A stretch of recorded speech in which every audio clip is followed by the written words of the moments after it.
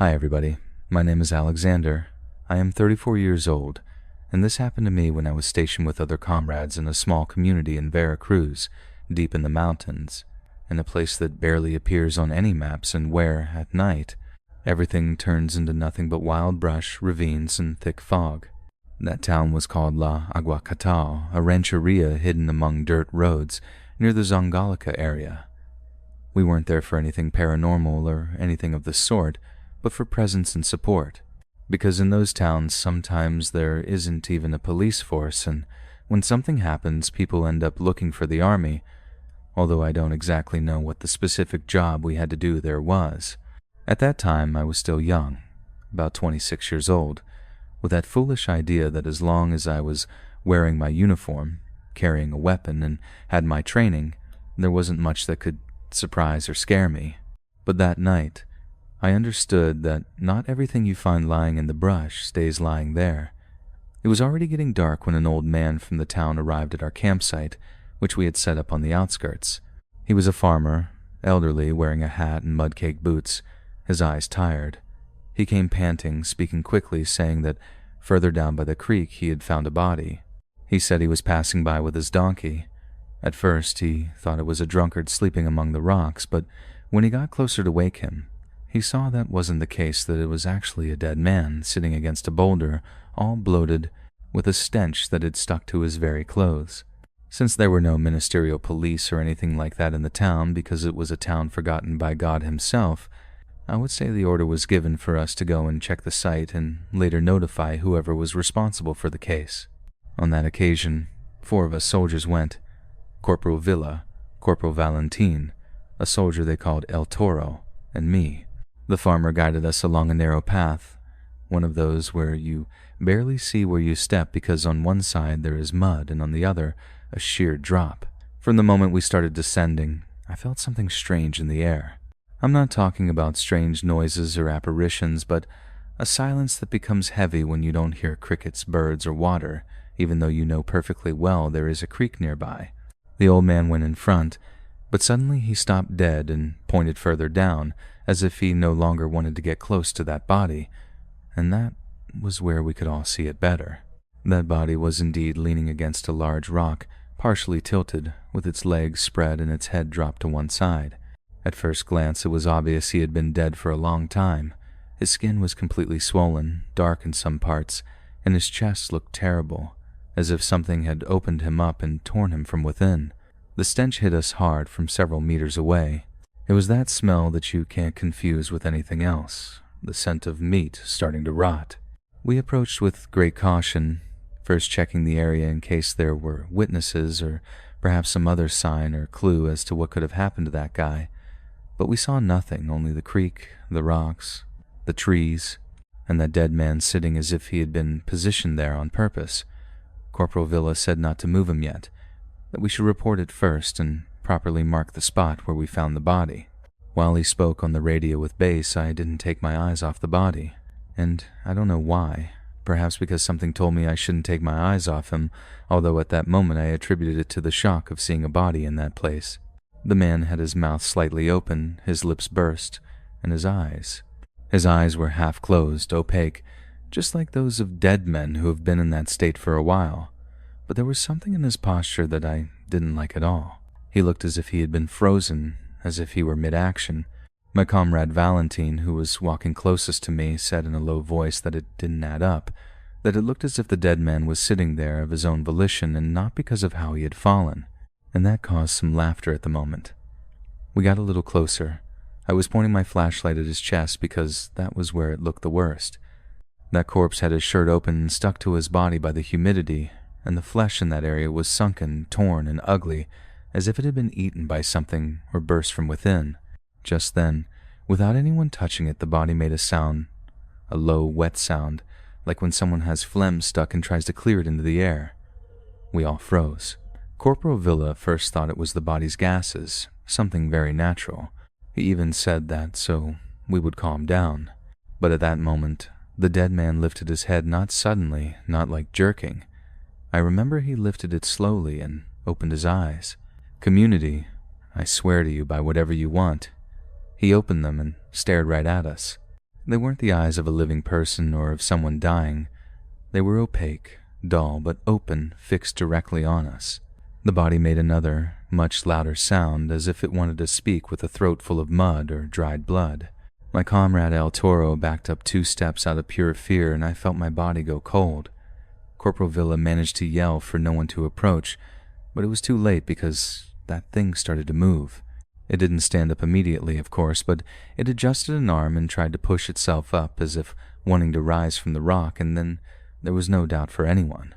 That was not a reflex or a post-mortem spasm. That thing was trying to get up. Corporal Villa was the first to shoot, then we all fired. There were few shots, just the ones necessary, because the space was tight and no one wanted to do anything foolish.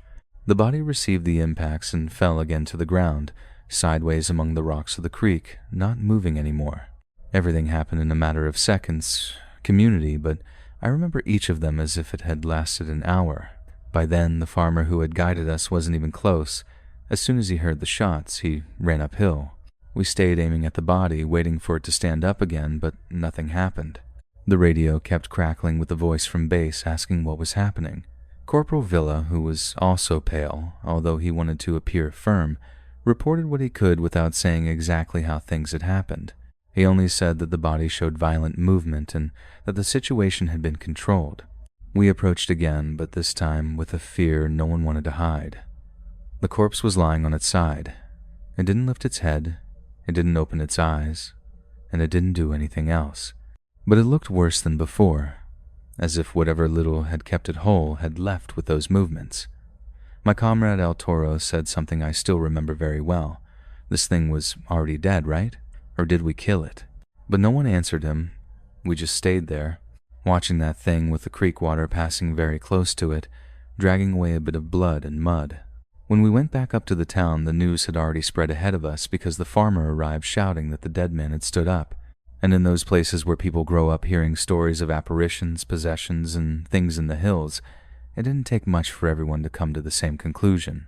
In less than half an hour, there were several men gathered, some ladies praying, and the elders saying that this body should not stay there or spend the night in the town. Corporal Valentin tried to talk to the people calmly, asking them to wait for the authorities, but the truth was that no one was sure they wanted to keep that body in town. The radio wasn't very helpful. Help was going to take a long time to arrive, and the entire town was convinced that this had brought something evil, something charged with pure negative energy. In the end, due to the insistence of the townspeople, a group of men brought wood. We went with them more to keep watch than to participate, but once there, no one wanted to back out. They dragged the body with great care, without touching it directly, as if they still expected it to stand up one more time. They arranged it in a drier part next to some large rocks, and one of the town elders started to pray while the others threw the firewood on top of it. It wasn't an environment of hysteria. It was worse. It was one of conviction people who truly believed that if they didn't burn that body that very night, something would stay in the town. When they lit the fire and the smell became dreadful, the blaze took off quickly due to the diesel and then more slowly because of the body. I didn't look away, even though I wanted to. There was a moment when I swore something inside the bonfire moved, as if the torso had wanted to fold again, but I don't know if it was the heat, the nerves, or why I saw that. The only real thing is that no one got close until it was completely consumed. The women kept praying. The men said nothing, and we soldiers just watched how the fire ended that which legally was supposed to be dead, but which we saw with our own eyes stand up and start moving on its own. After that, there were many questions, reports, and short versions of what occurred. Officially, it was a body in decomposition that showed movement due to gas accumulation and post-mortem tension, and that, due to the customs and traditions of the community, it ended up being incinerated before the authorities could arrive. Or at least that was what was implied. That's how it stayed, that's how it was written, that's how it was redacted. Although I was there, community, I saw it open its own eyes and start to rise. I saw how it lifted its face, how it started to walk, how a body that had been dead for days had come back to life. And I swear to you, it was not pleasant. Call them zombies, call them witchcraft, call them whatever you want, but it did happen. Family, I invite you to become members of the channel and enjoy all the benefits it has. For example, like seeing your name appearing at this moment. We continue. In the year 2012, I was sent to a high-altitude area in Guatemala to carry out military duty. I remember well that the group and I were in a small, lost village in the mountains called Yauchec Nuevo in Huehuetenango, one of those places where the cold gets into your bones early, where the fog descends as if someone were pouring it from above, and where the roads don't look like roads at all, but like scars opened among pines, mud, and ravines. We were on a reconnaissance operation due to reports of strange movements in the mountains. Nothing out of the ordinary for that type of commission. On that occasion, there were several of us. Everyone was hardened by walking through hills, sleeping poorly, and enduring entire nights with nothing but equipment, the radio, and the breathing of the person right next to you. Among us was a guy named Mendez, a young fellow about 26 years old, quite tough, one of those who rarely spoke much but never gave up. He wasn't a joker, nor a coward, nor one of those who were easily spooked by town stories. That is why what happened to him was what truly shattered us all. Because if it had been someone else, we might have said he got scared, that he cracked, or that he was just mentally exhausted. But Mendez wasn't like that. That day we had climbed a long path since early morning. The townspeople had told us that by that part of the mountain, once the afternoon set in, whistles and footsteps could be heard among the pines, and sometimes shadows were seen in places where no one should be. We, as always, took that for what it usually was, superstitions mixed with fear. But I do remember that from the moment we entered the thickest part of the mountain range, the atmosphere felt different. It wasn't ugly right away like in a movie, it was more like a constant discomfort. The forest was too quiet. The tall pines, black from the humidity, made the path feel even narrower. The fog was settling among the trunks, and at times it seemed like something was moving where there was nothing. Even so, we pressed on. Before it got dark, we set up a temporary rest point in a relatively flat area, one that was surrounded by trees and rocks. It wasn't a formal camp, just a long pause to reorganize and continue later. Everything was going relatively normally until, just as it was getting dark, we noticed Mendez was gone. At first, we were genuinely alarmed. We thought he had moved a few meters to relieve himself, check something, or look for better radio signal, but then we called him by his call sign, his last name, and nothing. One of the comrades said he had seen him move away toward a thicker part of the forest, on the side where the hill began to drop in the slope with a lot of fog. That's when things started to get tense, because in that area, one bad step is enough to end up all the way at the bottom among the rocks and roots. We divided into two small groups and started looking for him. The radio was crackling badly, with a lot of interference. We shouted his name, and the voice was lost among the pines while returning strangely, muffled, as if the forest chewed it up before letting it go. We walked for I don't know how long, because at that moment, time became heavier. It could have been 10 minutes, half an hour, or even longer. What I do know is that there was more fog and less noise. Not even the insects could be heard, only our boots, some branches breaking, and the breathing of the soldiers. Then one of the guys raised the lamp and said, very dryly, "There he is." At first, I thought he had gotten stuck on a branch or was standing on a very high rock, but when I looked up, the air left my lungs. Mendez was hanging from a pine tree about 3 or 4 meters off the ground, not hanging by the neck, community not like a lynching. He was held by something tangled under his arms and around his torso, a kind of rope or dark lashing that the fog didn't quite distinguish. It was as if someone had lifted him and left him and positioned him on purpose. But the bad part wasn't that. The bad and strange part was that he was alive. You could see his eyes open and how he barely moved his mouth, but he wasn't screaming and wasn't asking for help. Mendez had a lost gaze, fixed forward as if he were seeing something that was still there, even though we couldn't see anything. We spoke to him loudly. We shouted for him to hold on. One of us started to climb, while another illuminated it better. That was when I realized something that still gives me chills to remember. Around that tree in the damp ground, there were no clear footprints of someone who had climbed or struggled with Mendez.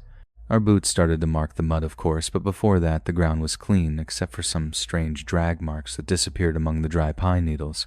As best we could, the three of us managed to get him down. When he touched the ground, Mendez didn't react like someone who had been rescued. He didn't hug anyone. He didn't ask what happened and didn't try to explain anything. He curled up and started to shake. At first, we thought it was the cold or the shock, but then he started to cry. And it wasn't a normal cry, it was one of those sobs that come out broken, like someone who had something shattered inside. The most terrifying thing was that suddenly he would repeat a single phrase over and over, almost biting his words. That thing didn't want to kill me. It didn't want to kill me.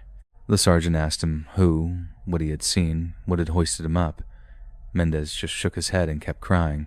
When they tried to move him to get him out of that part of the forest, suddenly he went rigid and turned upward, toward the branches and the fog, with a face of terror that I hadn't seen on him even during harsh training or in hot operations.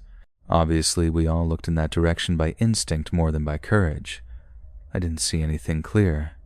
I only saw the dark pines moving barely and the fog passing between them. But I can tell you that for a moment I felt something strange, like when you know you are not alone in a place and that there is something or someone watching you. We carried him almost the whole way to the point where the rest of the group was. That night no one could sleep well. Mendez didn't stop shaking, and at times he would go completely blank, staring fixedly at some point in the forest. When he finally spoke, he didn't say anything useful. He only let out pieces of phrases, things like, that thing was up in the tree, but that he doesn't remember how he went up, that first he heard something walking next to him, but not like a person, more like the wood cracking without stepping on it, and that later he saw a face in the fog. Although when we asked him what that face was like, he started to zone out and said he couldn't explain it, that it wasn't a human face, that it was much worse, as if that gaze was not human. That was the last time I heard that man say something remotely coherent. When we returned to the base, a report was made. It was determined that he needed medical attention. They checked him physically, and apart from some bruises, scratches, and marks of the lashing under his arms, he didn't have any serious injuries. That only made the whole incident stranger, because there were many questions. Who lifted him? How did they lift him? Why did they lift him? But no one could solve it, not even Mendez. Later they sent him to psychologists and doctors. At first it was still thought that with rest and treatments a soldier would return to being himself, that sooner or later he would let out what he had seen, but he never did. Mendez never went back to being the person he was before. There were days he seemed calm, and suddenly, without warning, he would get bad as if he saw the fog. He would point forward and start shouting nonsense things he only shouted when we had found him.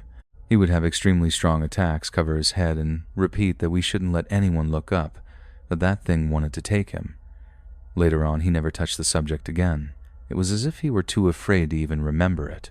With time, we found out what had happened to him from the superiors who more or less told us what occurred, or because some comrade had seen him in a consultation. They said that by then, Mendez didn't sleep anymore. He would wake up screaming, drawing nothing but tall trees and black things among the branches, although he never managed to get the shape of those dark things right. They tried to help him in every possible way, but there was never any real progress. In the end, they just discharged him.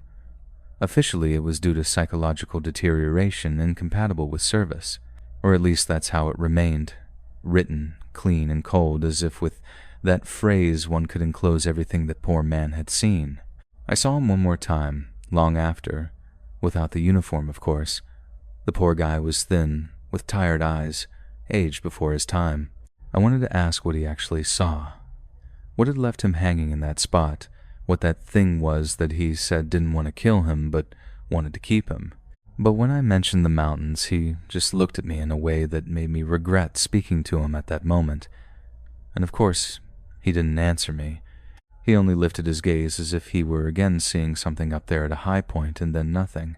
After that encounter, I never knew what happened to Comrade Mendez.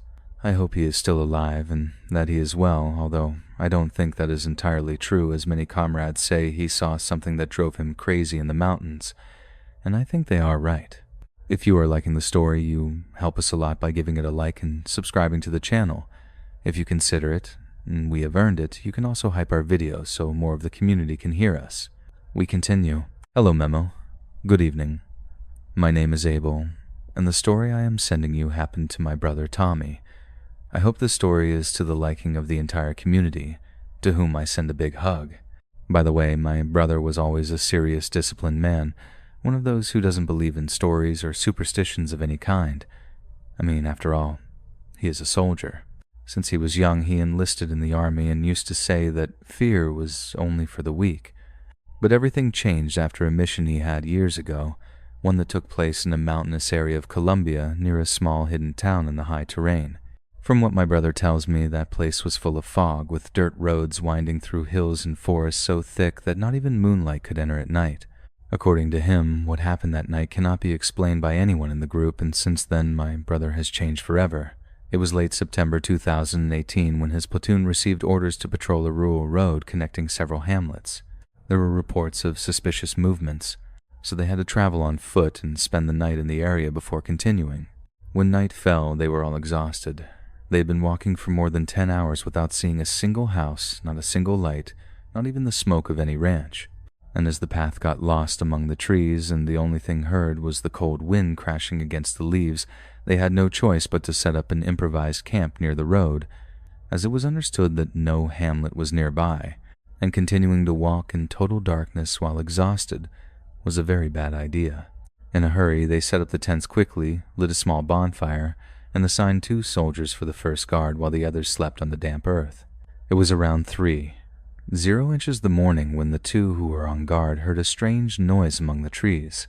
That wasn't a loud sound, but something light, like a repeated crackle, the step of something large trying to move in silence.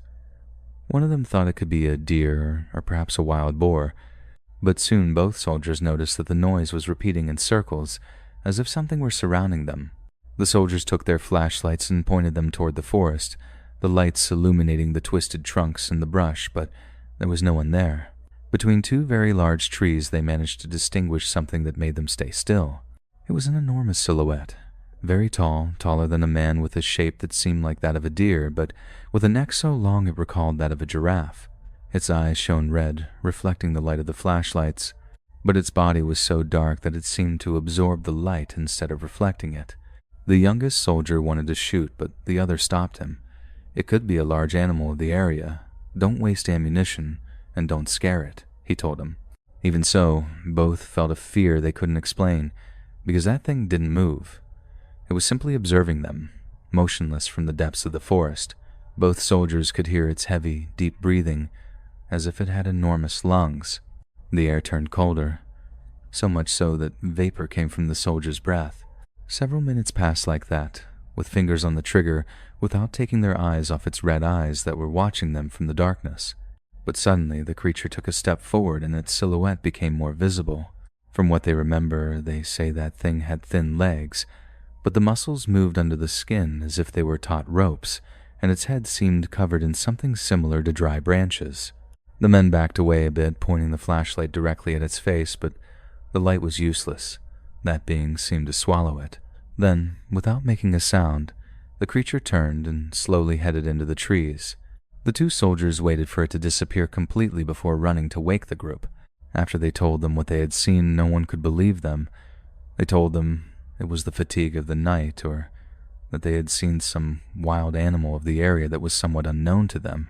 Even so, the soldiers couldn't sleep for the rest of the night because from time to time, in the silence of that same night, distant crackles could be heard, and the sensation that something was watching them. My brother told me that that presence kept them awake all night. It moved among the trees, sometimes so close that he could hear the brush of something against the branches, but they never saw it again. When dawn came, the group packed up the camp in a hurry, and as they were collecting their things, a farmer approached, coming down the dirt road with his donkey. The man stopped, surprised to see them, and asked if they had spent the night there. They answered yes, that they hadn't found any nearby town to go to sleep. The farmer crossed himself immediately and told them in a low voice this, which was very strange.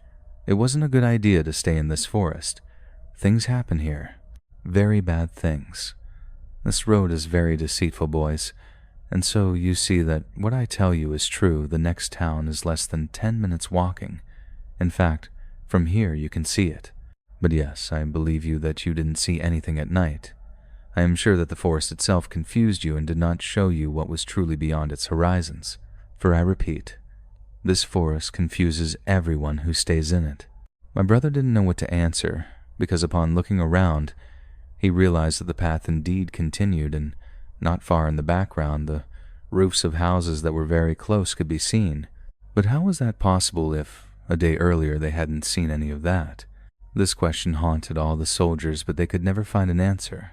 However, what they did see is that right where they had spent the night, the ground was covered in enormous tracks, as if an animal with long, very heavy legs had been walking around the entire camp. The marks were deep and did not correspond to any animal known to them. That was the last night my brother spoke of it. He said that what visited them was not human, but it wasn't an animal either. Only God knows what happens in that forest, and above all, only God knows what that horrible creature was that was observing them. If you have any stories you wish to share with this pleasant community, I invite you to send them either by email. I would appreciate it if you activate all notifications to stay up to date with the stories that are uploaded daily. Thank you very much for letting me reach your ears.